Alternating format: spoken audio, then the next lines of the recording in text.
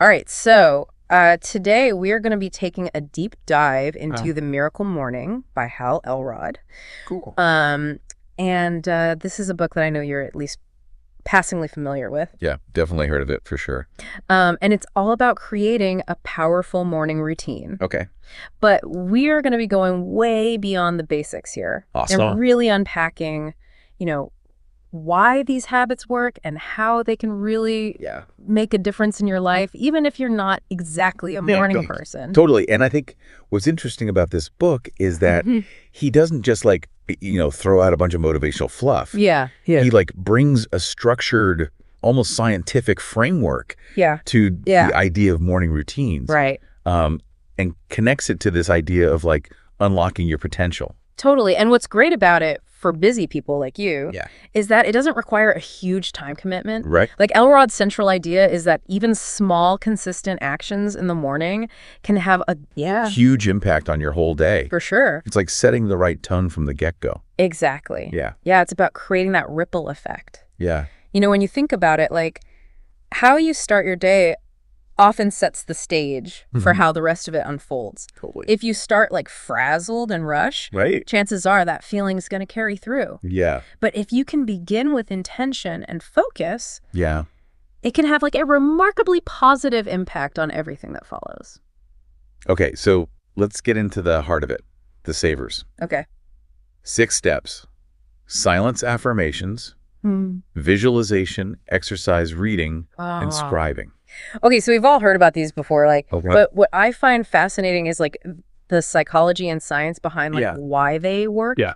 So let's start with silence. Okay. In today's world, we're constantly bombarded with information and stimulation. Right. Our brains barely get a break. Yeah. But starting your day with silence, whether it's meditation, deep breathing, or just sitting quietly with a cup of coffee, allows your mind to kind of settle and declutter. Right. It's almost like hitting the reset button on your nervous system. It's true. I've actually noticed that when I skip my quiet time in the morning, my mind feels way more scattered throughout the day. Yeah. But when I do take those few minutes to just be still, I feel so much more centered and focused. Totally. And there's a growing body of research to support this too. Studies show that meditation, even for short periods, can actually rewire the brain. Wow. Leading to decreased stress, improved focus, and even better emotional regulation.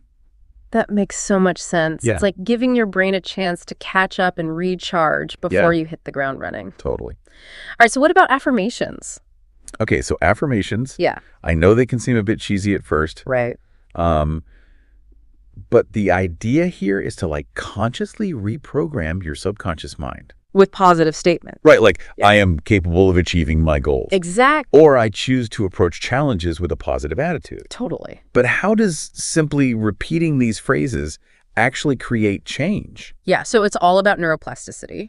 Okay. Which is basically the brain's ability to change and adapt based on our experiences and thoughts. Okay. So when you repeatedly expose yourself to positive affirmations, you're essentially training your brain to focus on those positive outcomes. It's creating new neural pathways, shifting your mindset from self-doubt to self-belief. So it's not just about feeling good in the moment. Right. It's about actually rewiring your brain for success. Exactly. I've been trying this, and to be honest, I was skeptical at first. Yeah. But I'm starting to notice a shift. When those negative thoughts pop up, I'm quicker to challenge them with the positive affirmation. That's fantastic. It's pretty cool. Yeah. It takes time and consistency. Yeah. But the results can be really profound. Okay. So now let's move on to visualization. Okay. This is where things get really interesting. Okay.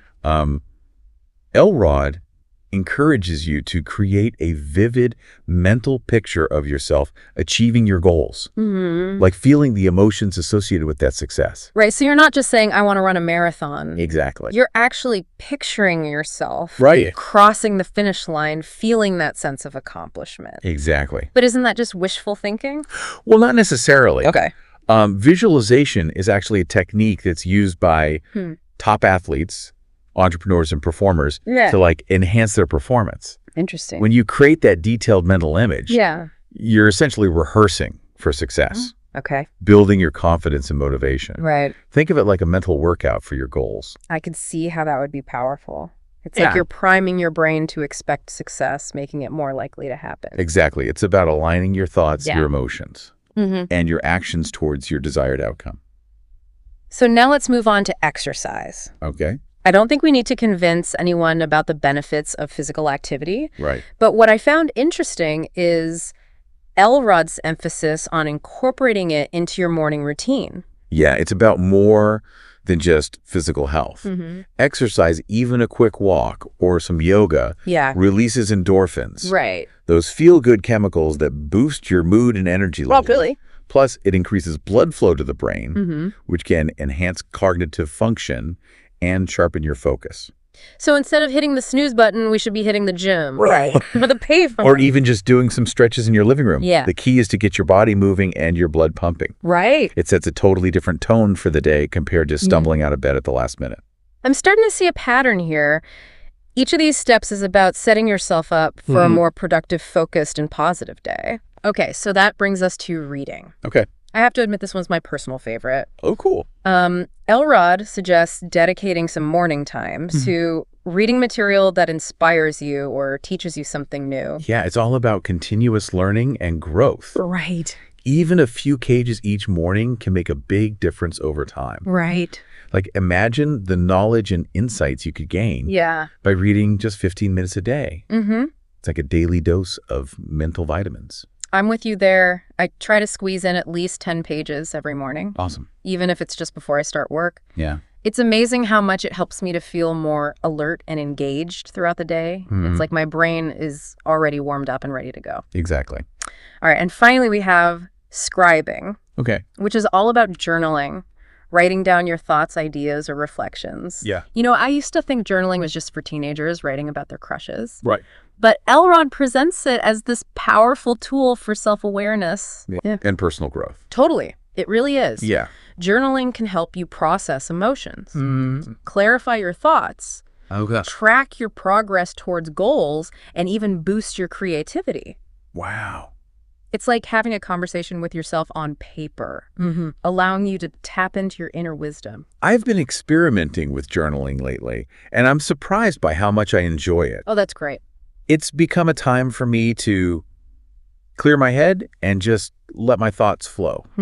Sometimes I even discover solutions to problems that I've been struggling with. That's the beauty of it. Yeah. It allows you to step back from like that constant mental chatter and gain a fresh perspective. Yeah. It can be a source of like incredible insights and breakthroughs. So there you have it, the 6 steps of Elrod's S.A.V.E.R.S method. It might seem like a lot to fit into your morning. Yeah. But the point is, you don't have to spend an hour on each. Right. Even just 5 or 10 minutes on each step can make a significant difference. Absolutely. And the real key here is finding what works for you. Right. Experiment with different techniques, adjust the timing, and personalize the routine to fit your lifestyle and preferences. I love that. Yeah. It's not about following a rigid formula. It's about creating a morning practice that feels good. Exactly. And supports your personal growth. Now, before we move on, I want to touch on something that's crucial, that underpins Elrod's entire philosophy, this concept of taking 100% responsibility for your life. Now, that's a big one. Yeah. I'm guessing this goes beyond just our morning routines. Absolutely. It's about recognizing that we have the power to choose our actions, our thoughts, and our responses to whatever life throws our way. Right. So instead of playing the victim, we choose to focus on what we can control and take proactive steps towards creating the life we want. Elrod's personal story is a powerful testament to this, wouldn't you say? Oh, absolutely. He went through some incredibly challenging experiences. A near-fatal car accident, financial struggles, and depression. Right. But instead of letting those experiences define him, he chose to take control and rebuild his life, using the Miracle Morning as his foundation. His story is so inspiring. It is. It reminds us that even in the face of adversity, we have the power to choose our path. Okay, so we've got the S.A.V.E.R.S framework and this underlying idea of taking responsibility for our lives. Where do we go from here? Well, now that we've laid the groundwork, I think, let's dive deeper into some of the practical applications of the Miracle Morning. Okay. And explore how you can implement these principles. even if you're not a morning person. That's where it gets really interesting. We'll be back in a flash to unpack that. So stay tuned. Can't wait. Welcome back. So we've covered the S.A.V.E.R.S and that idea of, taking responsibility. But let's get real for our listeners out there. How do we actually make this miracle morning thing work in our lives? That's the million-dollar question, isn't it? Yay. And one of the things I appreciate about Elrod's approach is that he emphasizes personalization. Okay. There's no one-size-fits-all approach here. So we don't have to become hardcore morning people overnight? No, not at all. Okay. He actually encourages experimentation. Okay. So, if traditional meditation isn't your thing, maybe try a mindful walk or just enjoying a cup of coffee in silence. If affirmations feel a bit forced, perhaps explore gratitude journaling instead. Okay. It's about finding what resonates with you and makes you feel good. That's such a relief. I was starting to feel the pressure to become some kind of superhuman early riser. And remember, we talked about habit formation. Right. Elrod's very realistic about the fact that establishing new routines, it takes time and effort. He breaks it down into those 3 phases, unbearable, uncomfortable, and unstoppable. Right. And he doesn't sugarcoat it. He says those first 10 days, the unbearable phase, can be tough. Yeah, it's tough. If you're pushing against old habits, your brain is resisting, and it takes a lot of willpower. But here's the thing. If you can push through that initial resistance, it gets easier. Okay. The next 10 days, the uncomfortable phase, you start to adapt. The new routine feels less foreign. Okay. And by the time you hit the unstoppable phase, those last 10 days, the habit is more ingrained. Right. And it requires less effort. I love that he acknowledges the struggle. Yeah. It makes me feel less alone in those moments when I just want to hit the snooze button and forget the whole thing. Exactly. But knowing that it's a process, that it's okay to feel some resistance at first, makes it feel more manageable. It's about progress, not perfection. Right. And that's where some practical tips can come in handy. Okay. So Elrod suggests starting small. You don't have to go all in right away. Yeah, right. Pick 1 or 2 S.A.V.E.R.S steps. Okay. To focus on initially maybe just 5 minutes each. Right. That's a great point. I might start with just silence and affirmations. Exactly. Once I'm feeling good about those, I can add in exercise or reading. Yeah. Right? It's like building a muscle. You start with lighter weights and gradually increase the load as you get stronger. Okay. Another tip Elrod offers is to actually schedule your miracle morning. Actually block out time in your calendar. Okay. Just like you would for any other important appointment. I can see how that would help with accountability. Yeah. It's harder to skip it when it's staring you in the face on your calendar. Right. And treat it as sacred time for yourself. Dedicated to your own growth and well-being. Oh, okay. No checking emails or social media during this time. So we've talked about starting small and scheduling it in. Yeah. Any other tips that can help make this miracle morning thing stick? Well, this might sound obvious. Okay. But make sure you're getting enough sleep. Oh, that's huge. It's hard to implement any morning routine if you're chronically sleep deprived. That is so true. I am definitely guilty of that. Yeah. Sacrificing sleep to get things done. Right. But I know that when I'm well rested, I'm so much more likely to stick to my morning routine. Absolutely. And here's a question that often comes up. Okay. What if you're just not a morning person? Right. I think we all know someone who claims they're allergic to mornings. Oh, I'm raising my hand on that one. Yeah. I'm definitely more of a night owl. But does that mean the miracle morning is off limits? No, not at all. Okay. Elrod acknowledges that not everyone thrives in the early hours. Right. His point is that even if you're not naturally a morning person, you can still benefit from creating an intentional morning routine, even if it's just for a short period. So it's about shifting our mindset from I'm not a morning person to I'm choosing to create a powerful start to my day. Exactly. Got it. And remember, small changes can lead to big results over time. Elrod even suggests gradually shifting your sleep schedule. Okay. Like waking up just 15 minutes earlier each day till you reach your desired wake-up time. That's much more doable than trying to make a drastic change overnight. For sure. And speaking of doable, I have a question about the S.A.V.E.R.S steps. Okay. What if some of them just don't resonate with me? I know some people who find affirmations a bit too well affirmative. Totally. Remember, the beauty of the miracle morning is its flexibility. Okay. If a particular step doesn't feel authentic to you, adapt it or replace it with something that does. So instead of traditional affirmations, maybe I try gratitude journaling. Exactly. Just writing down a few things I'm thankful for each morning. Totally. Or if traditional exercise feels daunting first thing in the morning, try yoga or a brisk walk. Right. It's about personalizing the routine to fit your needs and preferences. I love that. Yeah. It takes the pressure off and makes it feel more achievable. For sure. It's not about following a rigid formula. Right. It's about creating a morning practice that supports your unique journey. Now, before we wrap up this part of our deep dive, I want to circle back to that powerful concept we discussed earlier, taking 100% responsibility for our lives. Yes, that one really stuck with me. Yeah. It's so easy to fall into the trap of blaming external circumstances or other people for our problems. Totally. But Elrod's message is about reclaiming our power. Exactly. It's about recognizing that we have agency, even in the face of challenging circumstances. Yeah, right. So instead of playing that victim role, we choose to focus on what we can control. Right. And take proactive steps towards creating the life we desire. And his story is such a powerful example of this in action. Oh, absolutely. He faced incredible adversity, but chose to rise above it. Right, to create a life of purpose and meaning. His journey is a reminder that we all have that same capacity for resilience and transformation. And the Miracle Morning can be a framework for tapping into that inner strength. I'm starting to see how all of these pieces fit together.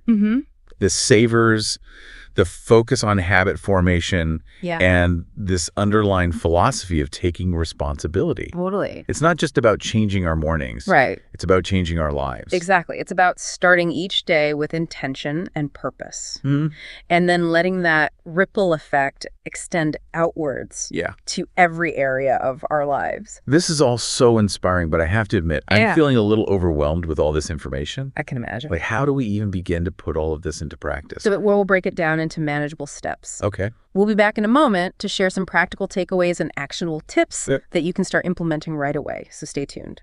Okay, so we've covered a lot of ground here. Yeah. The S.A.V.E.R.S, habit formation, taking responsibility.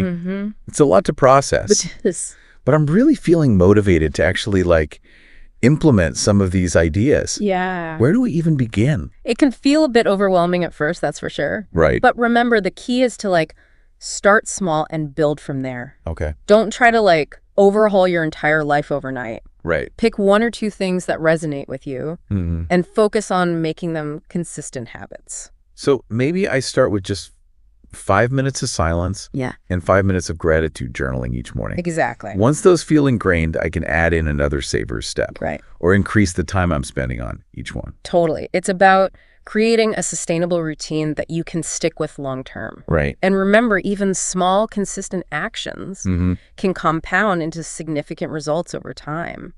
One thing that's really sticking with me is that idea of shifting from a mindset of I'm not a morning person to I'm choosing to create a powerful start to my day. I love that. It feels empowering. I'm taking control instead of letting my old habits dictate my actions. That's a perfect example of how the Miracle Morning can help us reframe our thinking and create that positive change. Yeah. It's not about forcing ourselves into a mold. It's about consciously designing our mornings to align with our goals and values. And speaking of mindset, I want to circle back to something you said earlier about starting the day with gratitude. You suggested that instead of focusing solely on what we want to achieve, we consider what we are grateful for. That really struck a chord with me. It's such a powerful shift in perspective. It is. Instead of starting the day with a to-do list and a sense of lack, we begin with a feeling of abundance and appreciation. Yeah. It sets a totally different tone. I can imagine that having a ripple effect throughout the day. Yeah. If you start with gratitude, you're more likely to notice and appreciate the good things that happen. For sure. Even amidst the challenges. Exactly. It's about cultivating a mindset of abundance and positivity. Right. Which can have a profound impact on our overall well-being.